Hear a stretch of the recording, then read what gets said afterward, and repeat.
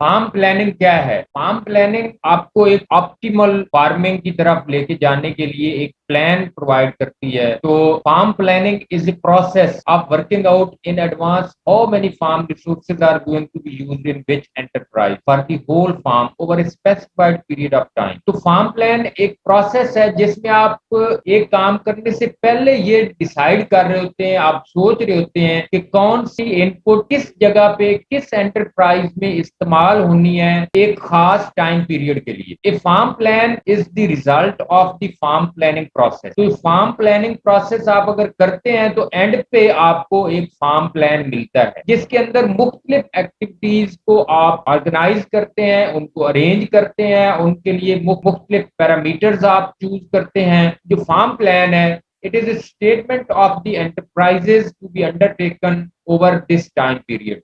तो आप एक खास टाइम पीरियड, अगर आप एक साल के लिए, तो आपका जो फार्म प्लान है वो ये बताएगा कि आपने कौन सी इनपुट कितनी मिकदार में किस पर्पज के लिए यूज करनी है इस ड्यूरेशन में। तो आपको पता है रबी और खरीफ सीजन जो होते हैं तो उसमें आपको डिसाइड करते हैं किस एरिया में किस किस एकड़ पे कौन सी क्रॉप हमने ग्रो करनी है। उसके बाद अगले सीजन के लिए आप फिर नई प्लानिंग करते हैं। तो आपका जो एक ऑप्टिमल फार्म फार्मिंग है उसके लिए आप एक ऑप्टिमल फार्म प्लान बनाते हैं। तो ऑप्टिमल फार्मिंग से जो इनकम जनरेट होती है it is usually higher than the income from observe from ordinary farm plan. तो जो एक ऑर्डिनरी फार्म प्लान या ऐसे ही ऑर्डिनरी बिजनेस या विदाउट प्लान आप जो बिजनेस कर रहे हैं या फार्मिंग कर रहे हैं उससे मिलने वाली जो आउटकम है या उससे जो इनकम मिलती है एक सेट फार्म प्लान के तहत चलने से जो आपको इनकम मिलेगी वो ज्यादा हो। इसी तरह से ऑप्टिमाइजेशन ब्रॉट अबाउट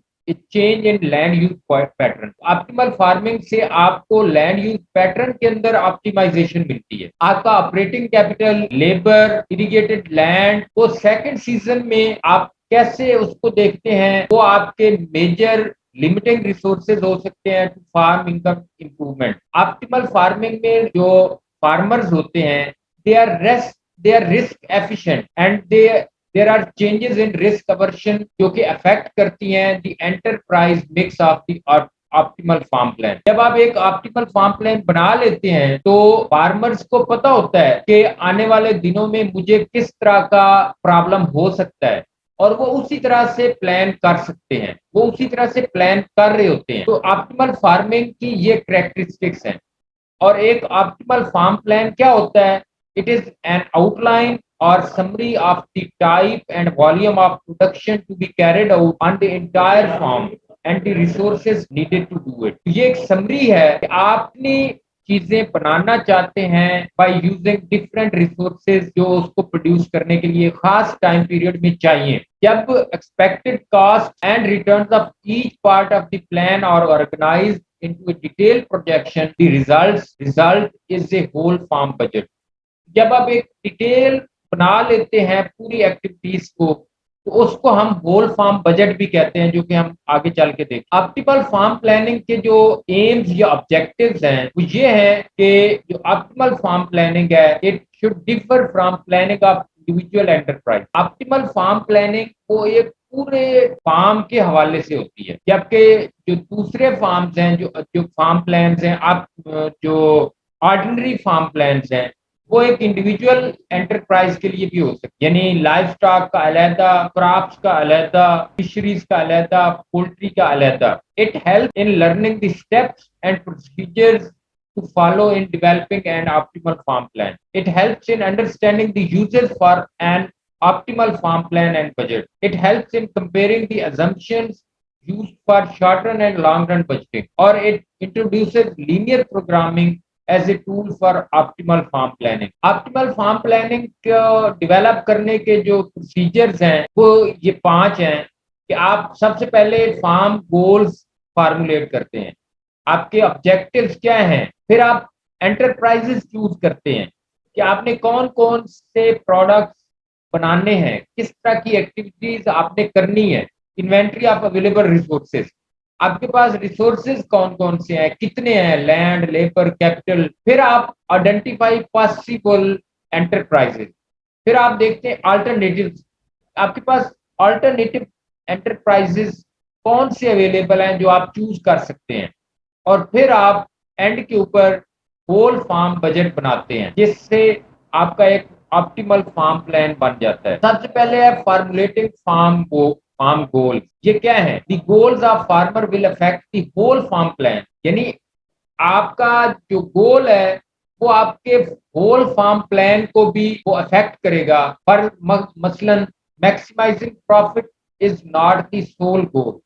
अगर तो सिर्फ आपका गोल है प्रॉफिट मैक्सिमाइजेशन, तो आपकी जो पूरे फार्म का प्लान है वो वेरी कर रहा होगा as compare to if you are doing for overall welfare of the society. Profit maximization के लिए आप हर तरह के काम करने के लिए तैयार होंगे, लेकिन अगर आपका ख्याल हो कि आपकी फार्मिंग से किसी और को नुकसान नहीं होना, तो फिर आप क्लाइमेट चेंज, पोल्यूशन, पेस्टिसाइड का यूज, फर्टिलाइजर, स्प्रे, उनको देखभाल के इस्तेमाल करेंगे। तो आपका गोल है profit maximization as well as social welfare या पोल्यूशन कंट्रोल। तो फिर pollution control with profit maximization along with pollution control।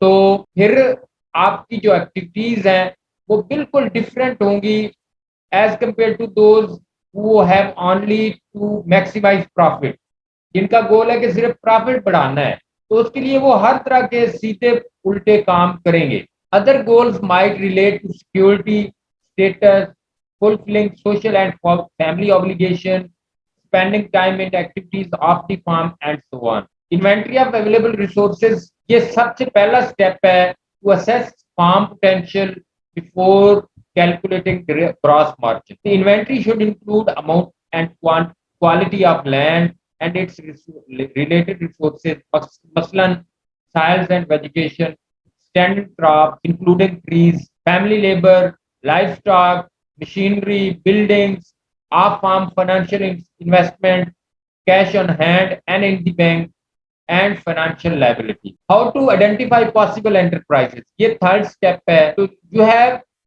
you should have accurate technical information about how farmers operate their enterprises, or this is the basis for any form of financial analysis in farm management। The technical and financial information चाहिए होगी to make commercial farm decisions and it takes many different forms। फिर आपने gross margins estimate करने हैं, और जो आपने alternative enterprises देखे हैं ग्रॉस मार्जिन की बेस पे आपने एंटरप्राइज चूज करना है। So you have to enter as much of this enterprise in the farm plan as resources allow. मसलन for example strawberry is the most desirable enterprise from the farmer's point of view. एक फर्ज करें कि strawberry एक सबसे अच्छा enterprise है, लेकिन he might only get an export contract for 12 ton. आपकी एक्सपोर्ट का पोटेंशियल है स्ट्रॉबेरी में, लेकिन सिर्फ 12 टन का अगर एक्सपोर्ट का ऑर्डर आता है, तो जो आपने अपने रिसोर्सेज एलोकेट करने हैं वो सिर्फ 12 टन के हवाले से, उसके लिए आपको 1 एकड़ काफी होगा। Enterprises would be added to the farm plan until it is not possible to add any more without reducing the total benefits।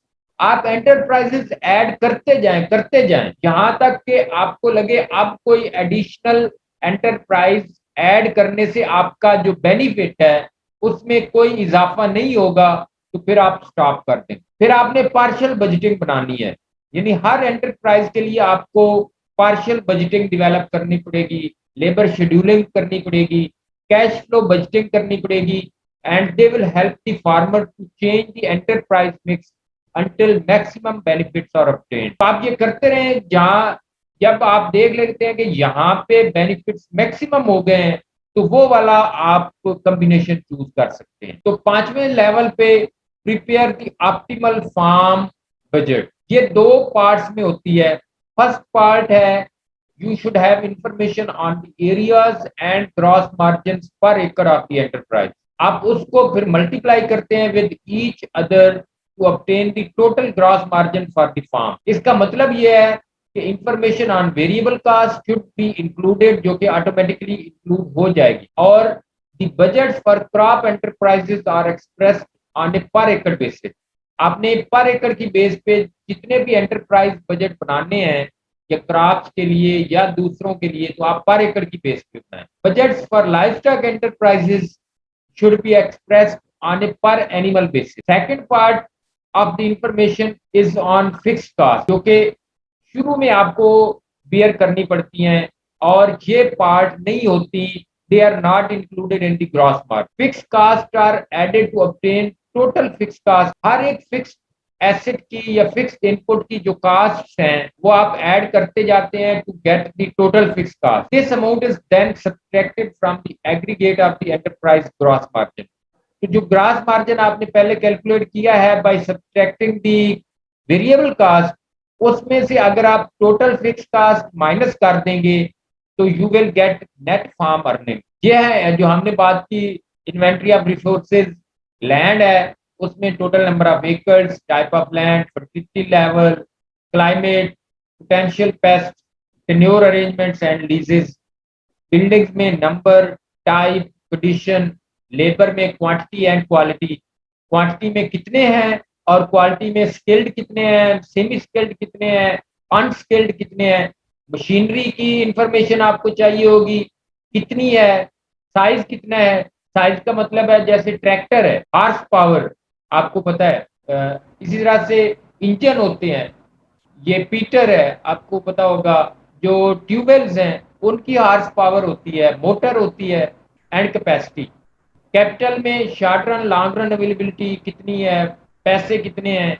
Management, जो आप मैनेजमेंट हायर करेंगे, मैनेजर्स हायर करेंगे, उनकी एज कितनी है, उनका एक्सपीरियंस कितना है, उनकी पास्ट परफॉर्मेंस कैसी है। अदर रिसोर्सेज में मार्केट्स की अवेलेबिलिटी, आप जहाँ पे फार्मिंग या आप कोई बिजनेस शुरू कर रहे हैं वहां पे मार्केट्स कैसी हैं, वहां पे कोटास की क्या सिचुएशन है, स्पेशलाइज्ड इनपुट्स आपको वहां पे कैसी मिलती है। मसलन आप लाइफ स्टॉक फार्मिंग एक जगह पे कर रहे हैं लेकिन आप देखते हैं कि वहां पे फीड की अवेलेबिलिटी या फीड के रिसोर्सेज बहुत कम है, तो फिर आपको सोचना पड़ेगा।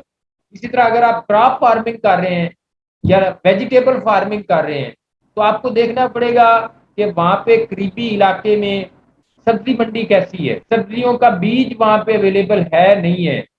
या आप कोटास के हवाले से अगर हम देखें, ये कंट्रीज लेवल पे होता है, तो आप कितनी एक्सपोर्ट कर सकते हैं, आपको जो नेशनल इकोनॉमी के अंदर या आपका जो वो ट्रेड मिनिस्ट्री है वो कितना एक्सपोर्ट का आपको अलाउ करती है। ये लास्ट हम करके खत्म करेंगे। तो एक ऑप्टिमल फार्म प्लानिंग की एग्जांपल है, मसलन रिसोर्सेज क्लास ए क्रॉप लैंड, आप एक बना रहे हैं फार्म प्लान बना रहे हैं, तो क्लास ए यानी नंबर 1 क्लास यानी अच्छी फर्टिलिटी वाली जमीन वो 400 एकड़ है, not over 50% in cotton production. आप देखते हैं 400 एकड़ है, उसमें से आप 50% से ज्यादा कॉटन नहीं ग्रो करेंगे। इसका मतलब क्या है कि 200 एकड़ पे 200 एकड़ से ज्यादा पे आपने कॉटन नहीं लगानी। क्लास बी क्रॉपलैंड 200 एकड़ है, पास्चर्स 600 एकड़ हैं यानी चरागाहें वगैरह। बिल्डिंग्स में only hay shed and cattle shed are available. Hay shed जहाँ पे आप ये साइलेज और चारा वगैरह, और कैटल शेड है। लेबर आपके पास सालाना 2400 आवर्स वो अवेलेबल है। Capital adequate for any farm plan, machinery adequate for any potential crop plan, but all harvesting will be custom hired। तो ये आपने नोट किया कि आपके पास काफी मशीनरी तो है, क्रॉप प्लान के लिए तो काफी है, लेकिन हार्वेस्टिंग के लिए आपको हायर करनी पड़ेगी machinery. Management appears capable and has experience with crops and beef cattle। आपके पास जो मैनेजमेंट है वो कैपेबल है और उसके पास एक्सपीरियंस है फॉर रेजिंग क्रॉप्स और बीफ कैटल। अदर लिमिटेशंस में क्या है, any hay produce must be fed on farm not sold. इसका मतलब है अगर आप हे या साइलेज बनाते हैं तो वो सारे का सारा आपको अपने जानवरों को खिलाना पड़ेगा, वो आप बेच नहीं सकते, शायद मार्केट अवेलेबल नहीं है या लोग लेना नहीं चाहेंगे। तो ये एक एग्जांपल है एक फार्म प्लान की ऑप्टिमल।